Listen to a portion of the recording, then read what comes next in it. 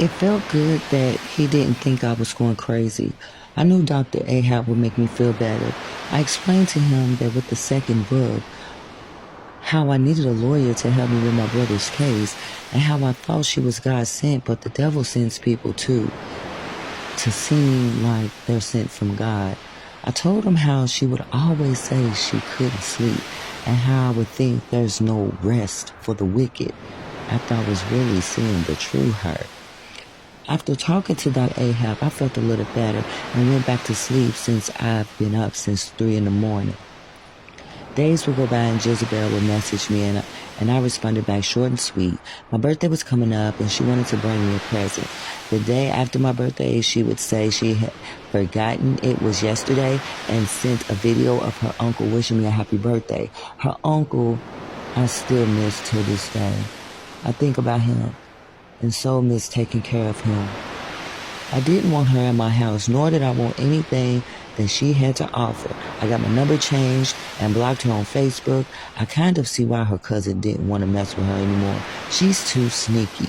I threw away all the things she gave me and my children. I even had a Coach purse that she gave me and threw it away. I was upset when I remembered that I had left my favorite pink sweater and Adidas shoes at our house, but fuck it, I wasn't going back. Before I blocked her, I would email Dr. Ahab explaining that she was insisting on coming to my house, but he wouldn't reply back. I was continuing to promote myself for my book and send him the YouTube videos as usual. Shortly after that, my sister would come over talking about how she was being followed. It was freaking her out. She would tell me how the police would pull her over and lie, saying how she had a broken taillight, and tell her how they smelled weed in her car, asking if they could search it.